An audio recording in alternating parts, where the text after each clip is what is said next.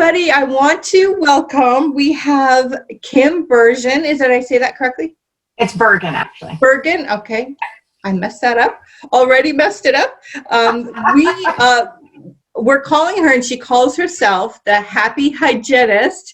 And I was super excited to have her on. First of all, you could just tell by the glow in her face that she's just a warm and happy person. But she has quite the story to tell, and everybody has a journey to kind of get to a place where they feel, you know, kind of happy and whole. You've been a dental hygienist for over 24 years. Yes. And in this journey, which we're going to talk about, you ended up opening your own practice. And I think your story is going to really resonate because I think a lot of us feel like you on the job sometimes. But I don't want to put words in your mouth.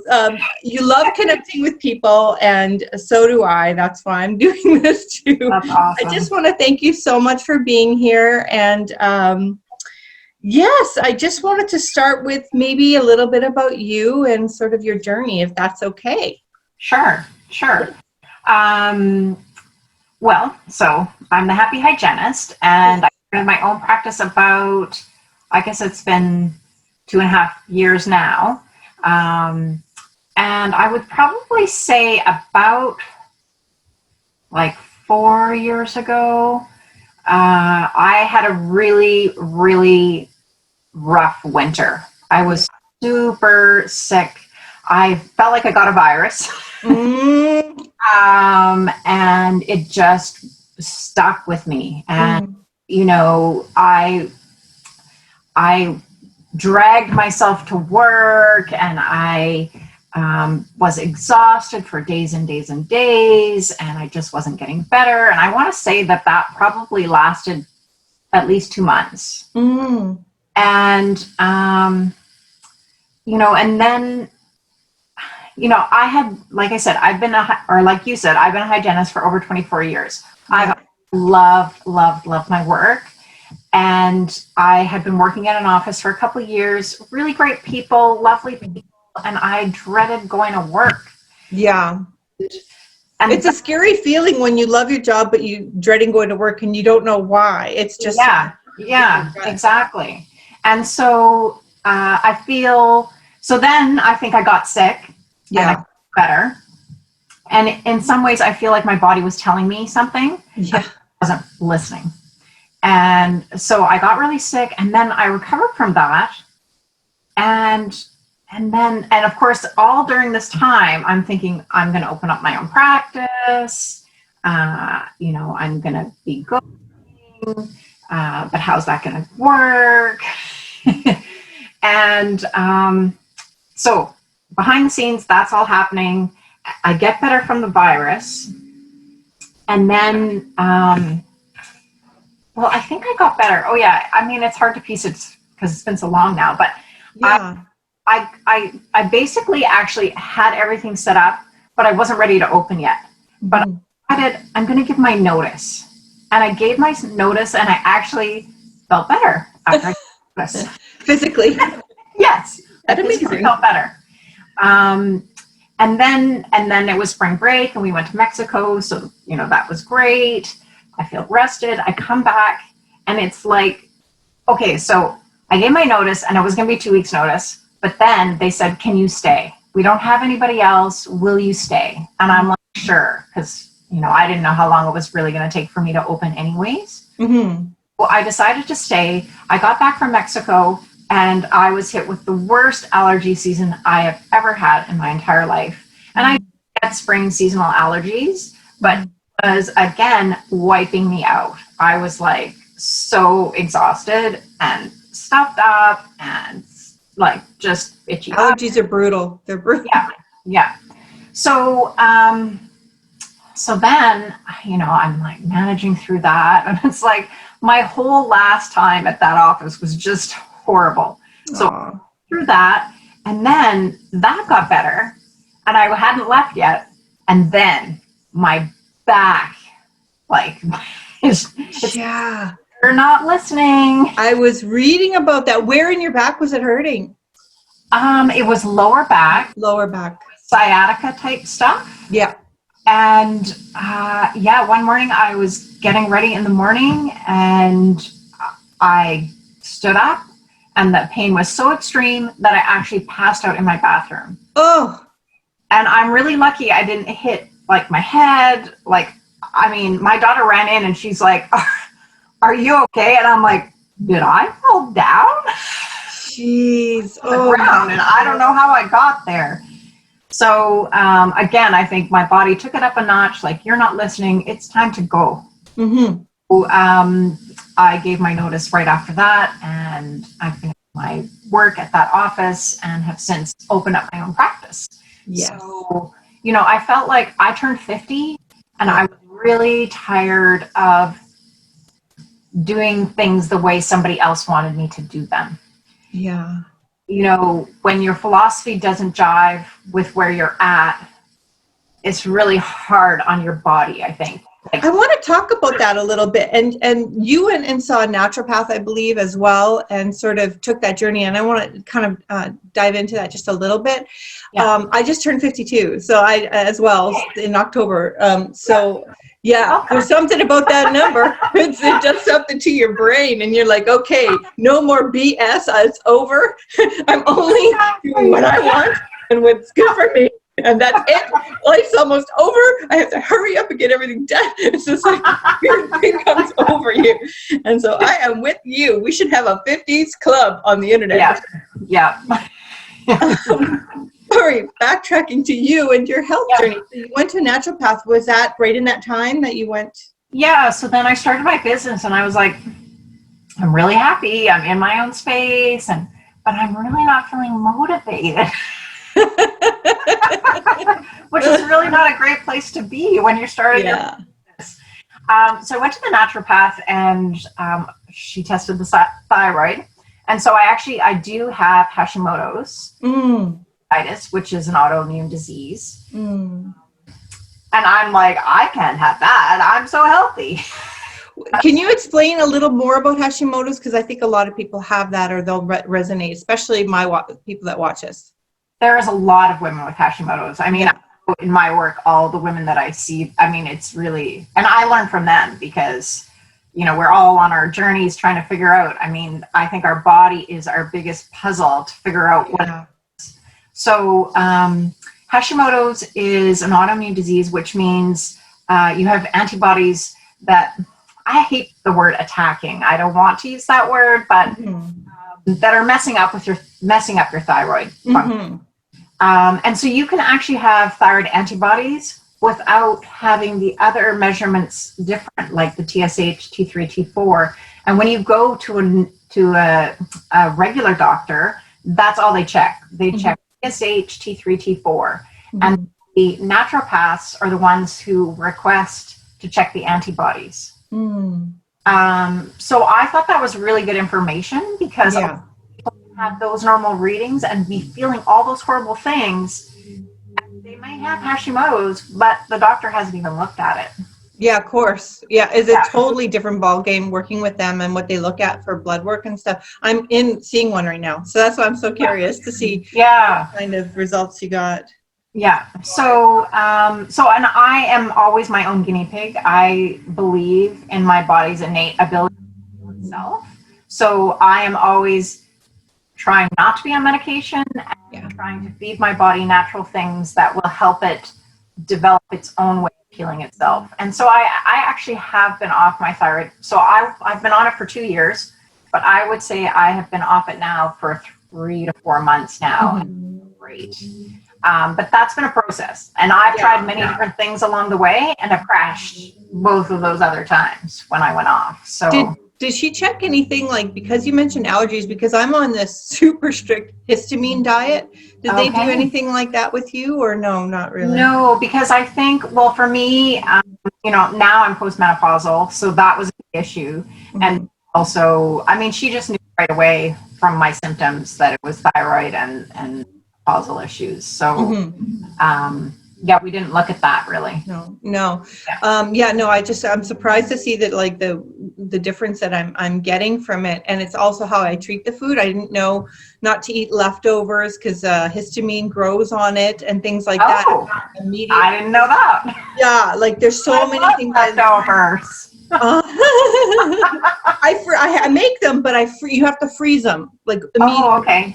Them and defrost, quickly eat. Don't let it sit and let it like fester, because it will collect. So like fish, I have to buy it freshly cooked, freshly caught, and then frozen right away. Like, it can't sitting, and it all has to be like, you know, GMO free and organic, and I can't have tomatoes anymore. And there's certain foods that make your histamine way higher. And I just went to an allergist and all this stuff. So just learning, like, I think once you get like older, your body just gets built up with all the stuff and it gives up. Like, it's like, enough already. How long have you been on this journey for, where you've been kind of holistically minded or thinking? I would say I've been holistic. I want to say it's been over 5 years. Seeing the naturopath has changed in that I'm not eating gluten. Which was a really hard one for me. Like, I love gluten. What gluten? I had a piece of bread on my 50th birthday. It was not a good present to give myself. I know, right? No. And I think, you know, it also started with my daughter. Like, my daughter, she was eating wheat products a long time ago. She was getting bumps on her elbows and knees from that. And so she has non-celiac sensitivity to gluten. And so at first, because she was about 11 or so, she's 17 now, that we were like, oh man, are we gonna have to go with gluten? And then we did a big family trip to Ecuador. We ate some pasta every day and she didn't have an issue. And so, but it's so different there. Like, there's no factory farming in Ecuador. They're farming on the side of volcanoes. So there are no tractors. And then when you go to a restaurant, it takes half an hour to get your food because they're preparing it fresh. Yeah. So it's not like how we're so used to restaurants and we're getting fed really quickly, which is probably part of the histamine thing, right? So I had learned that, you know, farmers in Canada, North America, spray Roundup on crops right before it goes to the mill. And so that is like every gluten in everything, like pasta, bread, crackers, everything. So everything is really high in glyphosate. And so I had been buying all organic products, right? But then now they came back, her itchy elbows and knees, and interestingly, her thyroid levels, except for her antibodies, are high like mine. So it's interesting. Like, I think we don't understand so much is happening, right? And I don't understand how the government allows farmers to spray that. I don't know. It's horrible. Right? I go straight to the farmer's market most of the year, as much as I can of the year here. I don't know what else to do. Like, it's like, what else can you do? We're all in this one world, and if they're spraying it, you don't know if it's going everywhere or if it's just going on their little spot. It's horrible. But and then with the thyroid, like, I'm following this woman. Her name is Isabella Wentz, and so she has a whole Hashimoto's protocol. And what's interesting for her is she actually is a doctor of pharmacology. So she's a believer in medication. And when she was first diagnosed, she took medication, but she actually wasn't feeling better. So she actually had to figure out how to naturally fix everything without being on the medication, because it didn't do anything for her. Right. Well, kind of good then. Kind of, because then she can see how important it is. Exactly. Yeah, for sure. Sorry for her, but it's kind of no, but and really, honestly, her protocol, like, when I got her book, I went right to the thyroid protocol. But there's 4 protocols. It's liver protocol, adrenal protocol, gut protocol, and then thyroid protocol. So I jumped thyroid, and that didn't make a difference. Mm. I had a new patient come in and she said, "Oh, I'm following this person, Isabel Wentz." I was like, "I have that book." All right, I'm definitely gonna have to get this book. Isabel Wentz, you said? Isabella Wentz, yeah. Oh, do you know how to spell her last name? Wentz. TZ. All right, that's on the order. It's Amazon. Add to cart. So you have this amazing saying, and it almost made me tear up when I read it. And it is, "Take a leap, and the net will appear." What was the moment that statement was really important to you? Well, I have to say, the scariest thing I've ever done was start my own business. Right? Yeah. You know, I have a house with a mortgage. I have a kid. You know, it's like, holy crap. I've got to throw everything into the wind. And yeah. So, and you're used to being in kind of working, for other people. And so you just go to your job. But this is a different animal, isn't it? I know I did 27 years as a business owner, and my whole body caved completely wow. in. So including I added on a nice little mental disorder to make it extra good. So they diagnosed me with that too. So it is super, but I wish I would have started it later in a way, because you're more grounded in who you are, and probably what you're presenting to the world, like with your philosophy, even in your dental hygiene center. It's so unique. I've never heard of it. I was so excited to hear it. It's a holistic approach. And yes. I just think it's the most fascinating thing in the world. And you explain a little bit about focusing on the whole person and not just their teeth. Can you talk about that just a little bit? Yeah. Well, there's a lot of people who feel uncomfortable going to the dental office. Yeah, almost everybody. Yeah. And if you're in a state of fear, your body doesn't heal the same way it would if you're in a calm, relaxed state. That's true. So my first goal is to make people feel comfortable when they come in. Mm-hmm. And, how great is it to come in and there's not all the drilling, buzzing, dental smells of a dental office, right? It's just calming, relaxing music. I have oils, and I have quite a light touch. Like, I'm so sensitive. I don't want to hurt somebody. Right. At the same time, we need to make sure we clean everything. Yeah. So, I've been told that I'm very gentle and yet very thorough. Yeah. Because I think it's more important for people to want to come back and feel good about where they're going for the overall health, and also getting to know the person, right? Mm-hmm. Like, if they're coming in and they're like coming from a stressful divorce or, something that's really hard, just cleaning their teeth isn't what it's all about. Mm-hmm. Like, I think connecting and having a heart connection with somebody, listening to them, being heard is one of the best gifts you can give somebody. And I talk a lot about this on my channel, and that is, there are very few careers that you can touch somebody actually physically allowed to, right. And yours is one. And there's me, I did makeup artistry for I don't know so many years. Right. It's an exchange of energy regardless. Yes. So yes. You really have to be in a good place yourself, because yes. you can be exchanging energy you don't want to be taken in, and you want to put out good energy, and you want to make them feel good. It's a really unique position to be in, to be able to be that close and physically, working with someone like that. So, if you get depleted, you're in trouble. So you have to keep yourself juiced up. Otherwise, look out. But it is really an important philosophy to you to empower people to understand how to help themselves to yes. live their best life. Yes. How can you do that with it? It's so amazing to me. I just love your philosophies. How do you feel you're doing that with what you're doing?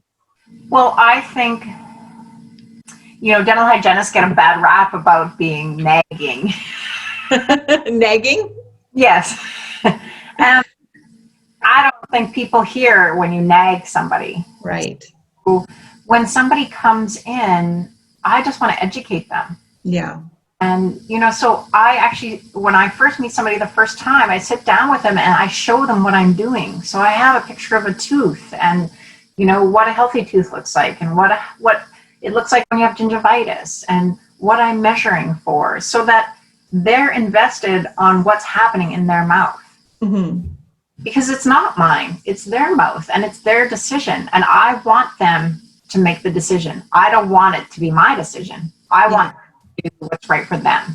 So, so all the education I can give them to empower them to make what feels good for them. So their body, I got that vibe too from you know, doing a little bit of reading that I did, that you really allow people to feel like they're in control of their own body. You don't, kind of order them to do things. Yeah, they can say no or yes to anything that's happening there. Right. This may seem like a really stupid, simple question, but can you explain some? Like, I know some of the things that a dental hygienist does, but I think that there's other services that people don't understand that you do.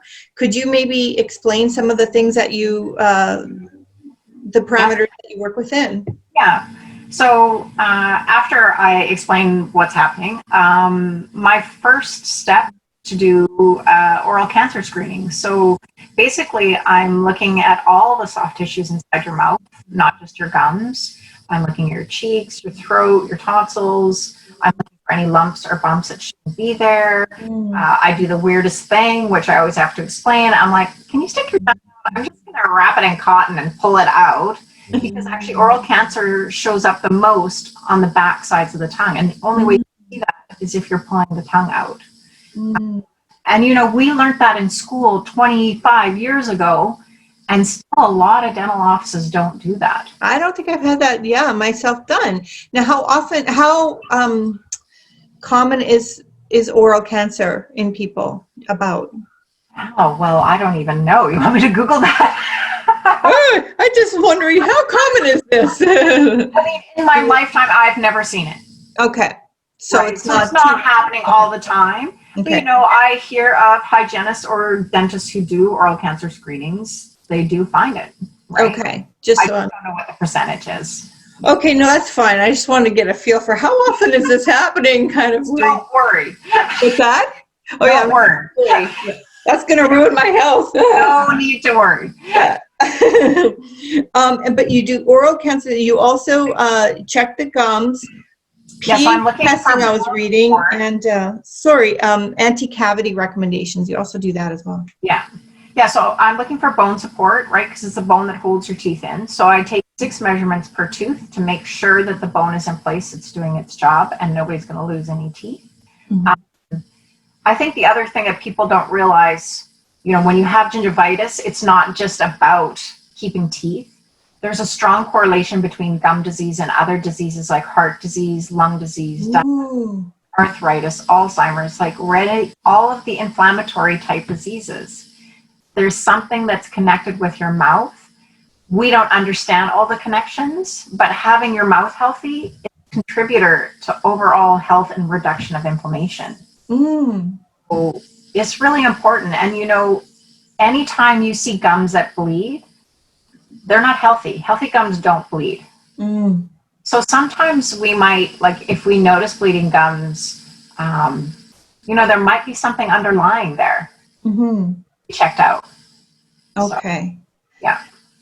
Okay, let's get to some basics. How many times a day should we be brushing? Definitely at least 2 times a day. Okay, I have and then flossing? Well, ideally it's once a day, but I'll tell you, again, every body is different. Somebody come in and they're like the best at flossing and brushing and they're doing everything right, and they still get issues. Else comes in, they never floss. Oh, I try and brush once a day, and then there's no bleeding. So, you know, everybody is different. So, you know, and people feel super motivated when they see me. They're like, I'm going to go home and floss every day. And then they floss 2 weeks, and then they stop. I want people, I would rather they go away and floss twice a week for the whole time. Yeah. Basically, then you're staying on top of the bacteria. for like 2 weeks and then you stop, well, then the bacteria has a chance to build up under the gums and cause the inflammation. So, well, I'm scared to admit this, but I have a weird fetish. I brush my teeth almost OCD, like probably about 10 times a day. I brush every time like in between, after meals. I floss maybe 3-4 times a day. It's weird. I know. Perfect patient. Yeah. I mean, and I don't like to have ever have bad breath. I think it comes from being a makeup artist. I don't like when my breath doesn't. Because you're close to people. Yeah. So I switched over. I used to chew minty gum, but then I switched over. Oh, that's the one I recommend. To good old Pure. Very good. Very good. Yeah, it is better. So if you're chewing that other stuff, it's bad for your system, right? All of that aspartame and everything that you're. Yes, very bad for your system. And xylitol is actually good for your teeth. Like what? Yes. Wow. This is one of the other products I recommend as opposed to fluoride. So xylitol was actually discovered during the second, well, it's been around, but really noticed during the Second World War. They couldn't get sugar from the South. So they started taking sugar from their birch trees. Okay. And so the dentists noticed after a couple of years that the decay rate was dropping. Yes. So, and then they did a study, I can't remember if it was the 80s, where they did a bunch of, they studied a bunch of kids. They didn't change what they ate. They didn't change how they brushed their teeth. All they did was give them xylitol gum throughout the day. Mm. That was on xylitol had much less decay than the group that was not taking xylitol. Wow. They studied those kids for years later, and that group still had less decay than the other group. Hmm. So the theory is, like, chemically it's a little different. It has one less carbon chain, whatever that means. But the bad bacteria that causes decay can't metabolize it. So when you're chewing the gum, it causes the bad bacteria to die off. And then the good flora and fauna fill in. So that's why they think it has long-term effects. Like, you're changing the whole, like, biome in your mouth. Wow. Well, now it's extra motivation for me not to miss my old one. So you don't do X-rays? No, I don't have an X-ray machine. No. And then fluoride. You mentioned fluoride. Yeah. So fluoride can be good for the teeth. It can make the enamel strong. From a holistic point of view, though, maybe good for your teeth, but it's actually a neurotoxin. Mm. And it also, because I'm having thyroid issues, there is recent research that says it's not good for your thyroid. Oh. My daughter isn't using it. I'm not using fluoride anymore. What do you use for your toothpaste? Well, I try all kinds of different ones. Okay. That's a bad question. I don't know. My daughter asked me that. It's a really, really good question, because I actually am not a proponent of the Crests and the Colgates. Yeah. Both of those toothpastes have sodium lauryl sulfate in them, which is really not good for you. Okay. A lab tech who used to be a patient of mine, she told me it's a DNA mutator. That's good to me. And really, SLS was made as a grease surfactant, like to clean machinery. Oh my gosh. So I find a lot of people come in and their tissues are like sloughing off. So they get this film and they don't really know what it is. And sometimes they don't even notice it. But I'm like peeling it off their cheeks and all their tissues. And I'm like, what toothpaste are you using? Because that's not necessary in our mouth. Right. And the other thing, Colgate has triclosan, which has been banned from FDA in hand soaps.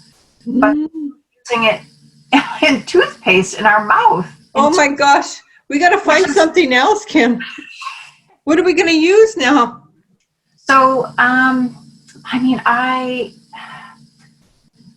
Whole Foods, when you go in there, there's a lot of good selections that don't have that. And I'll tell you, I know a lot of people use Tom's because they think it's good, but Tom's has SLS in it. Oh gosh. And from what I understand, it's been bought by Colgate, so I don't know that for sure, but Tom's has this reputation, but I don't like using SLS. But there's a lot of good ones out there. Beaver Company is a local Canadian. Which one? The Green Beaver Company. It's Okay. a company out of Ontario. Yeah, they have some good ones. Nelson Naturals is in Nelson. They have some good natural ones. Yeah. Maybe I'll have to send my daughter some of this because she's in the States at going to university. Send her some good old Canadian healthy toothpaste. Exactly. That was her question all the way from the States. So if anybody else knows other brands, please comment below. We'd love to hear, I'm sure. So how is it all going now at the practice? You were scared at first, a little nervous, and now how are you feeling? I mean, I love going to work. I love going to work. I have an empty canvas, so I've made it a very comfortable space. A lot of people tell me it's like coming to my home. Yeah, you want to live in that place. I saw your tour online. I'm like, I want to just get a bed and stay there. Yeah, and then I have an amazing view of Stanley Park and the water, so it's really great. I think what I didn't understand was how long it would take to grow. Mm-hmm.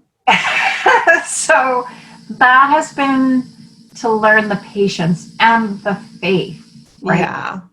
So, I had my busiest week and then we were shut down.